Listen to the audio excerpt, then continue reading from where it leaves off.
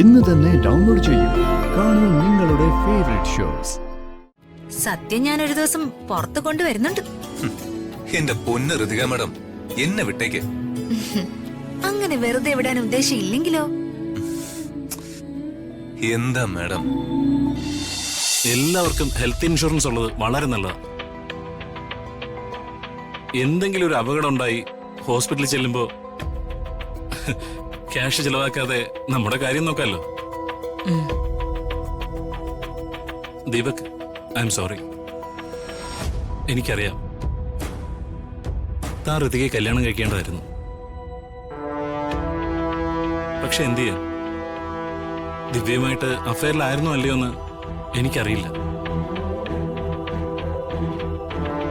പക്ഷേ തനിക്ക് വലിയ മനസ്സാണ്. താൻ ആ കുട്ടിയെ സ്വീകരിക്കാനുള്ള മനസ്സ് കാണിച്ചില്ലേ? അല്ല, തന്റെ വൈഫ് മോനും എവിടെ?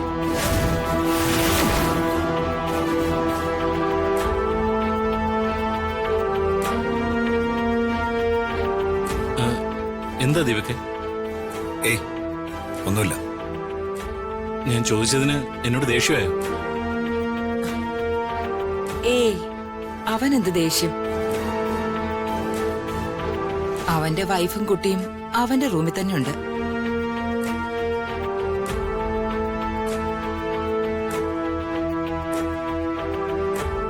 സോറി, ഞാൻ കാഷ്വലായി ചോദിച്ചെന്നേ ഉള്ളൂ.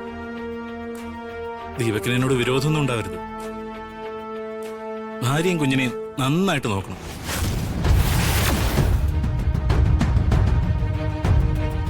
ഋതികയെ ഞാൻ ഫസ്റ്റ് ടൈം കാണുമ്പോൾ എനിക്കറിയില്ലായിരുന്നു വർമ്മ സാറിന്റെ മകളാണെന്ന്. അറിയാതെ തന്നെ ആ കുട്ടിയെ കണ്ടപ്പോൾ എനിക്കിഷ്ടം തോന്നി.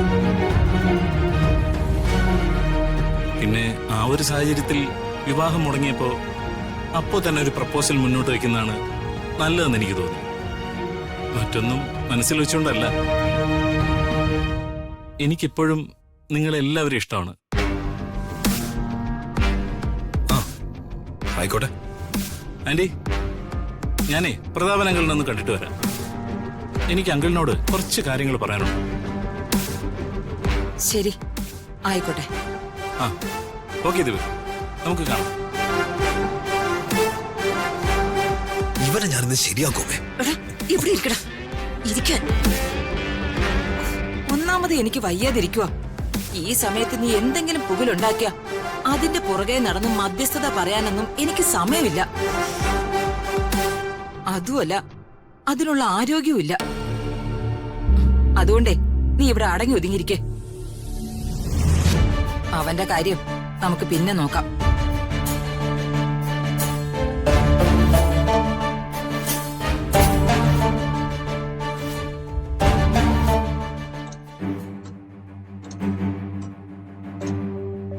റോഹൻ പറഞ്ഞു കാണൂ, അച്ഛൻ പോസിറ്റീവായി എടുത്താ കുഴപ്പമില്ല, അല്ലെങ്കിൽ പണി പാടും. ഏയ്, അച്ഛൻ പോസിറ്റീവായി എടുക്കും.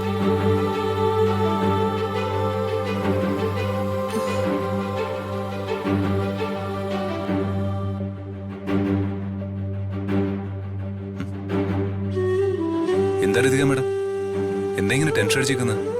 ഏയ്, ഒന്നുമില്ല രാജു. മുഖം കണ്ടിട്ട് അങ്ങനെ തോന്നുന്നില്ലല്ലോ. എന്തോ ഒപ്പിച്ച് വെച്ചിട്ട് നിൽക്കുന്ന പോലെ ഉണ്ട്. എന്തെങ്കിലും കുഴപ്പമുണ്ടാക്കിയോ മാഡം? എന്റെ മുഖം കണ്ട അങ്ങനെ തോന്നൂ? ആ, പിന്നെ മാഡത്തിന്റെ മുഖം കണ്ടാൽ അറിയാം എന്തോ പുലിവാല് പിടിച്ചിട്ടുണ്ടെന്ന്. അങ്ങനെ തോന്നുവല്ലേ? പിന്നെ തോന്നും. ഇപ്പൊ എന്തെങ്കിലും തോന്നൂ? ആ, ഇപ്പൊ ഒന്നും തോന്നില്ല.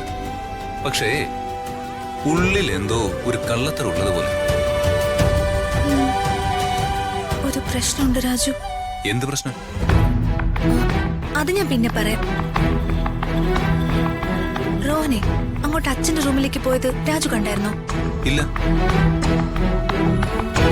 വർമ്മ സാർ എന്നോട് ഈ ഫയൽ എടുത്തുകൊണ്ട് വരാൻ പറഞ്ഞു.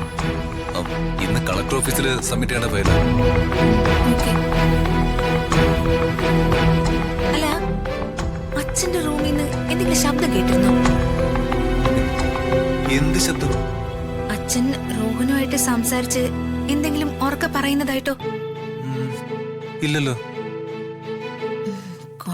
ഒന്നുമില്ല. എന്ത് പറ്റി മാഡം? എന്താന്ന് വെച്ചാ പറയേ, നമുക്ക് പരിഹാരം ഉണ്ടാക്കാം. ഏയ്, ഇതെങ്ങനെ രാജു വിചാരിച്ച പരിഹാരം ഉണ്ടാവുന്ന കാര്യമല്ല. ഓഹോ, അപ്പോ പ്രശ്നങ്ങളെല്ലാം സ്വന്തമായിട്ട് സോൾവ് ചെയ്യാൻ തുടങ്ങി.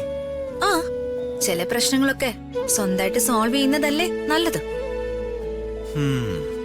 അതെ അതെ, ഈ ഒരു സ്പിരിറ്റ് എപ്പോഴും ഉണ്ടായാ മതി. അല്ല, രാജുന്റെ വിവാഹക്കാരി എന്തായി? എന്റെ ഏത് വിവാഹക്കാര്യം? രമ്യായിട്ടുള്ള വിവാഹകാര്യം. മാഡത്തിനോട് ഞാൻ പറഞ്ഞിട്ടുള്ളതല്ലേ, ഞാൻ രമ്യ അങ്ങനെയൊന്നും കണ്ടിട്ടില്ല. പിന്നെ രാജു ആരെ അങ്ങനെയൊക്കെ കാണുന്നേ? എങ്ങനെയൊക്കെ?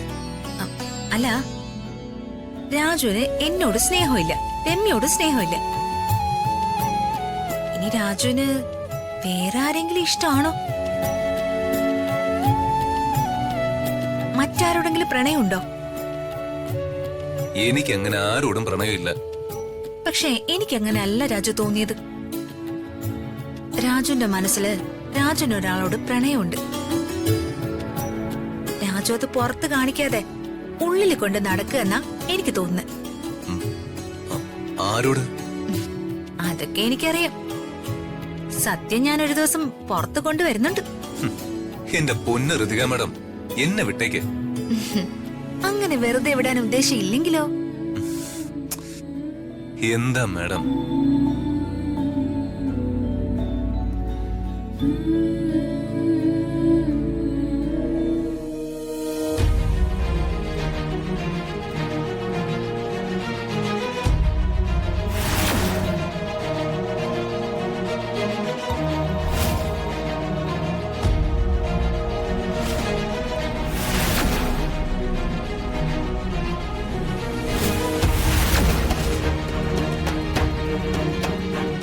സത്യം പറഞ്ഞ ഇന്നാണ് റോഹന്റെ അടുത്ത് എനിക്ക് സ്വസ്ഥമായിട്ട് സംസാരിക്കാൻ പറ്റും. ആ, എന്തായി രാജു ഫയലിന്റെ കാര്യങ്ങളൊക്കെ? റെഡിയാണ് സർ. കേട്ടോ റോഹൻ, ഇതുവരെ എന്റെ ഒരു റിപ്പോർട്ട്സും എവിടെയും ലേറ്റായി എത്തിയ ചരിത്രമില്ല. അത് എന്റെ മിടുക്കലാട്ടോ, എല്ലാം എന്റെ മിടുക്ക. ഇവൻ എന്റെ പി എ ആയതുകൊണ്ട് പുകഴ്ത്തി പറയുന്നൊന്നല്ല. ഇവൻ ശരിക്കും ഒരു കമ്പ്യൂട്ടർ മനുഷ്യനാണ്. ഇവൻ എന്ത് വേഗത്തിലാണെന്നറിയാമോ ഓരോ ജോലികളും ചെയ്തു തീർക്കുന്നേ, അതും ഒരു മിസ്റ്റേക്ക് പോലും ഇല്ലാതെ. അതെ, രാജു അച്ഛന്റെ ഒപ്പം കൂടിയതിനു ശേഷം അച്ഛന് കൂടുതൽ ഉയർച്ചകൾ ഉണ്ടായതെന്ന് അച്ഛൻ ഇടയ്ക്കിടയ്ക്ക് പറയാറുണ്ട്, അല്ലേ അച്ഛ? അത് പിന്നെ എപ്പോഴും ആവർത്തിച്ച നിങ്ങൾക്കൊക്കെ ബോറടിക്കണമെന്ന് കരുതിയാ ഞാൻ ആ കാര്യം പറയാത്തത്.